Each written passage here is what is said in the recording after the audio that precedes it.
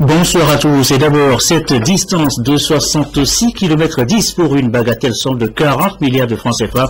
Le coût des travaux de réhabilitation du tronçon Pelé-Gouvier à Takpamé sur la nationale numéro 5. Et c'est le président de la République qui a donné le premier coup de pioche ce mardi. À ses côtés, les membres du gouvernement, les partenaires financiers et bien sûr, les populations d'Amlamé où a lieu la cérémonie ce matin. Robert Portobé, Yves Aguevi.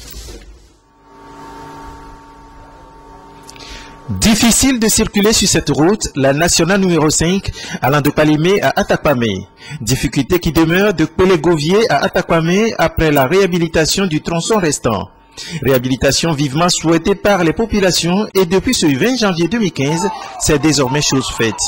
C'est par ce coup de pioche que le chef de l'État, Professeur Zinania Simbe, a officiellement lancé à Amlamé les travaux de la réhabilitation et de renforcement du tronçon restant de la RN5, tronçon allant de Pelé-Gouvier à Atakpamé.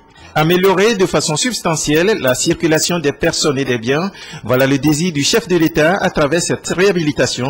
Et ce lancement vient une fois encore, selon le préfet d'Amoukou Famabi Saloué, témoigner l'intérêt que Professeur Zinania Simbe porte aux populations togolaises.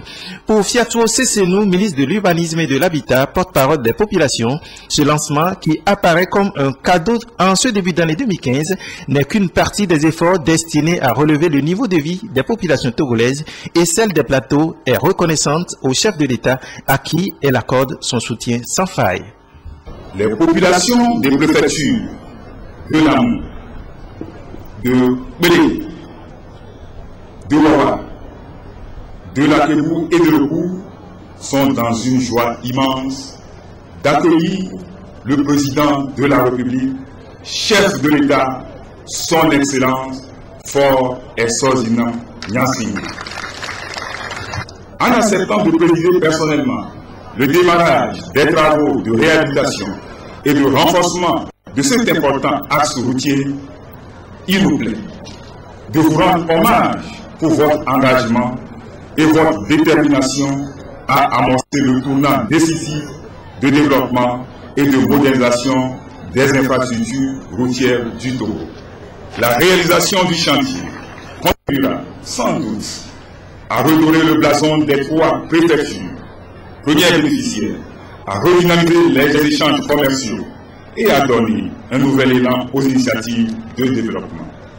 Ce nouveau chantier porteur d'espoir vient en réalité s'ajouter aux récentes réalisations d'infrastructures routières dans la région. Excellence, nous vous disons infiniment merci pour les acquis.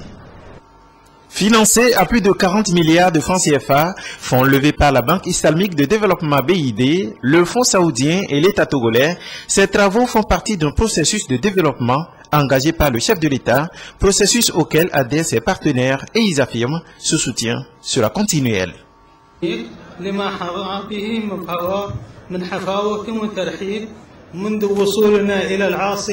soutien du royaume aux efforts de développement au Togo est fourni sous diverses formes et à travers de nombreux canaux nationaux, régionaux et internationaux. Excellence, Monsieur le Président de la République, la BID, fort de votre confiance et de sa propre politique de développement des infrastructures, est forte aussi des résultats et du retour d'expérience des projets réalisés dans ces différents pays membres, est déterminé à accompagner le gouvernement du Togo dans ce programme. Pour Nissa Nyonfam, ministre des Travaux publics, la réhabilitation de la RN5 sur le tronçon Pelé-Gouvier à Atakpamé doit non seulement réduire le banditisme sur ce tronçon, mais également offrir des perspectives aux populations des plateaux. Tout doit se faire en 6 mois et les entrepreneurs rassurent. La réalisation des travaux de réhabilitation permettra à notre pays de lutter efficacement contre la contrebande des produits agricoles qui sont détournés de manière illicite vers les pays limitrophes. La nouvelle route se présentera sous la forme d'une chaussée en rase campagne de 7,40 m de large avec 2 accotements de 1,50 m de part et d'autre, soit une plateforme de 10,40 m. Par rapport à la structure de la chaussée, nous sommes habitués à faire de ce genre de structure. Tout le matériel qu'il faut pour réaliser cet ouvrage, on a tout ça là. Avant le dévoilement du poteau de chantier, le chef de l'État a suivi avec attention la présentation des techniciens sur ce qui sera fait sur le terrain, pourquoi et comment pour que l'ouvrage soit rendu dans le délai imparti, 16 mois. Comme à son arrivée, Forissa Zinania Singwe a repris la route, vivement saluée par les populations.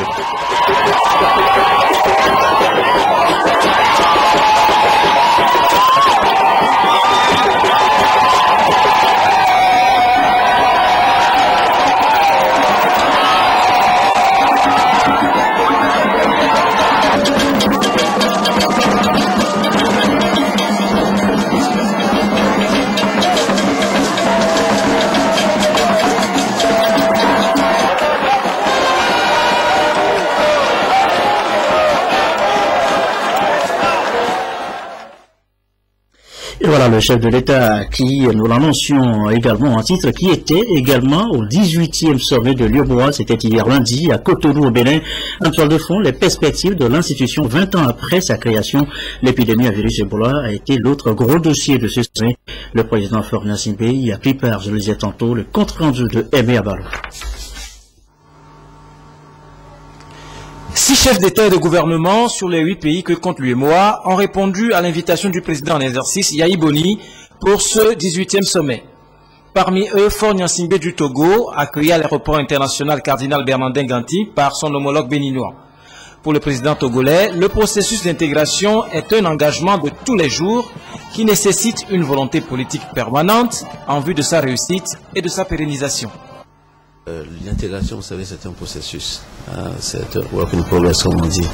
Si cela ne tenait qu'à nous, c'est de faire une fédération, c'est un vieux rêve africain. Donc nous commençons par l'UEMOA, qui est une espèce de noyau et qui a d'excellents résultats. Mais maintenant, il faut toujours être vigilant et veiller à ce que à chaque période, on soit sûr que nous progressons. Et c'est ce que le président Yahi fait. Vous avez vu les réunions qu'il a présidées pour voir l'effectivité de la mise en œuvre des mesures que nous prenons au niveau des conférences de chefs d'État naturellement, mais aussi au niveau des conférences ministérielles. Donc je pense qu'un rappel nous sera fait. Il y a certainement des difficultés. Nous verrons comment les surmonter. Mais je voudrais aussi souligner la conférence de Dubaï que le président Yahi Boni a présidé avec nous et de voir maintenant quelles sont les suites que nous allons donner. Je sais que ça a suscité beaucoup d'espoir dans nos pays. Donc l'intégration, c'est ce que nous faisons. Nous avons la bonne volonté, la volonté politique, mais c'est aussi des investissements qui peuvent venir de nouveaux partenaires. Et en cela, je voudrais renouveler mes félicitations au président Yahi Boni et à la commission qui ont fait un travail admirable. Comme il fallait s'y attendre, la situation créée par le virus Ebola figurait en bonne place sur l'agenda du sommet, aux côtés des questions économiques relatives à la stabilité et l'avenir de l'Union. 20 ans après sa création, l'UEMOA a connu de grandes avancées dans le cadre de l'intégration des économies. Ceci englobe les réformes et politiques adoptées sur les plans institutionnels, macroéconomiques et sectoriels, en vue d'atteindre d'importantes performances en termes de développement. Messieurs les chefs d'État et de gouvernement, honorables invités, mesdames et messieurs, depuis notre dernière session, la vie de notre Union a été marquée par des événements importants, comme vous le savez. La situation sociopolitique et sécuritaire s'est également, j'allais dire globalement améliorée dans la sous-région, mais de vives préoccupations demeurent face à la montée du terrorisme. Au plan sanitaire, une nouvelle menace est apparue liée au risque de propagation de l'épidémie de la fièvre hémorragique.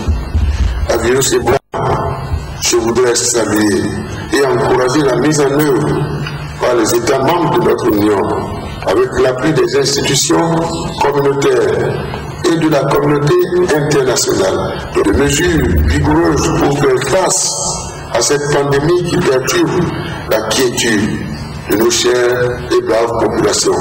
Dans le domaine économique, notre Union continue, comme vous le savez, d'enregistrer des avancées significatives, notamment en ce qui concerne la stabilité financière et macroéconomique, la convergence économique, l'élargissement du marché, le développement des infrastructures Et pour continuer sur cette lancée, les chefs d'État et de gouvernement ont exploré des pistes de financement pouvant accélérer l'atteinte des objectifs fixés pour un meilleur développement de la zone communautaire. Sur l'état de l'Union, il a été fait le constat suivant: les politiques mises en œuvre dans le cadre des activités de relance de l'économie de l'espace UEMOA ont abouti à un taux de croissance de 6,8%, ce qui est déjà des avancées, c'est une avancée notoire en ce qui concerne la lutte que nous menons pour le développement de notre secteur. Et en dehors de l'examen du rapport sur l'état de l'Union, les chefs d'État ont fait le point sur nos politiques communes en matière d'intégration, et sur ce point, ils ont examiné beaucoup de questions. D'abord, la question relative au renforcement des capacités énergétiques de nos pays. Et là-dessus, il a été fait état d'un fonds qui a été mis en place pour financer nos différents pays. Il a été fait état de l'avancée enregistrée dans le domaine du financement des économies de la sous-région.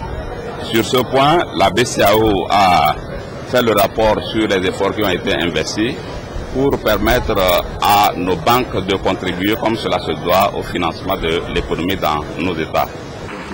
Ce sommet fait suite à la revue générale de la mise en œuvre des réformes conduites au cours des 6 derniers mois de l'année 2014 dans les 8 pays de l'Union. Les travaux ont pris fin avec un déjeuner offert à toutes les délégations par l'hôte du sommet, le président Yahi Boni du Bénin.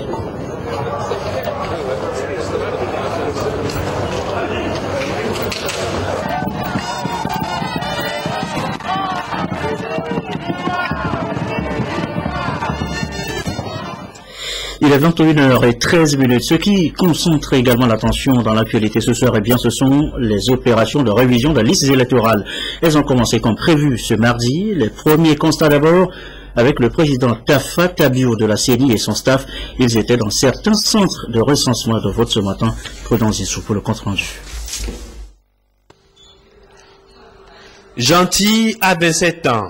Ménagère de profession, elle a perdu sa carte d'électeur. Aux premières heures du démarrage des opérations de révision des listes électorales dans la zone 1, elle n'a pas hésité à se rendre dans son centre de recensement de vote pour se faire établir une nouvelle carte, mais cette fois-ci, il s'agira d'un duplicata. Je suis venue pour me faire recenser en tant que bonne citoyenne. J'ai perdu ma carte et j'aimerais la refaire une nouvelle, quoi. Quand le pétitionnaire arrive qu'il a perdu sa carte par hasard, vous vérifiez la liste. Si là, sur la liste, on a le numéro de l'ancienne carte, vous introduisez le numéro de l'ancienne carte, ses coordonnées, nom, prénom, sexe, et puis vous prenez les empreintes. Vous prenez ces empreintes et vous allez à l'étape suivante pour vérifier les données. Pour un duplicata, il n'y a pas de prise de nouvelles photos.